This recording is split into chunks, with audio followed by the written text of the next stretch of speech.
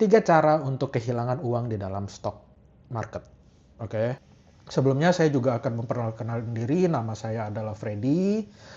Saya adalah seorang investor saham selama 14 tahun. Eh, Nomor satu itu adalah kalau teman-teman itu sembarangan pakai margin. Nah, margin itu apa? Jadi kalau di dalam dunia finance, ya, ketika teman-teman sign up ke dalam sebuah broker, kalian akan diberikan fasilitas itu yang namanya margin, oke?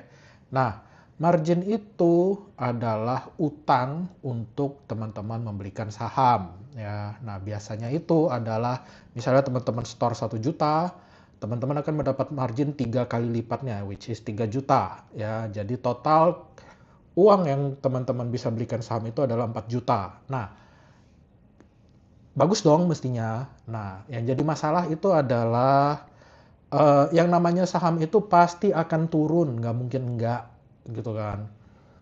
Nah, kalau waktu itu dia turun, kalau teman-teman misalnya ada 4 juta nih, teman-teman hajar semuanya ke dalam saham ini, dalam satu saham.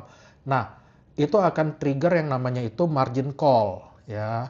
Nah, kalau udah margin call, teman-teman itu harus setor uang lagi ke dalam account tersebut supaya bisa maintain posisi saham yang teman-teman beli. Nah, itu yang sering menjadi kesalahan untuk pemula. Dari situ teman-teman akan lose money, oke? Yang nomor 2 itu adalah position sizing-nya itu berantakan. Nah, position sizing itu apa sih? Nah, misalnya teman-teman punya modal 1 juta gitu ya. Nah, atau mungkin lebih gampang 10 juta kali ya angkanya gitu kan.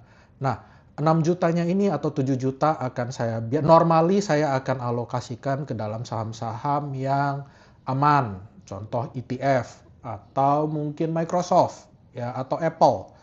Nah, dari situ itu akan mendapatkan gain progress yang bagus, pelan-pelan naik gitu loh. Nah, baru mungkin 30 atau 40% dari portfolio tersebut itu akan saya investkan ke dalam saham-saham yang lebih liar, mungkin Palantir atau mungkin Robinhood gitu loh. Nah, dari situ saya akan memiliki suatu portfolio yang stabil. Nah, bayangkan kalau misalnya teman-teman ngebesarin di saham yang yang lebih nggak stabil itu di dalam position size-nya lebih gede dibandingkan yang lebih aman. Otomatis teman-teman akan lose money di dalam situ. Gitu loh. Nah, yang nomor 3 itu adalah FOMO. Jadi biasalah mungkin kalau teman-teman dengar dari Reddit dapat Beyond Meat tiba-tiba ngeroket 60%, 70% dalam satu hari. Terus teman-teman tiba-tiba beli gitu loh. Nah, udah position sizing-nya salah, terus ikut FOMO, udah itu pasti akan berantakan. Nah,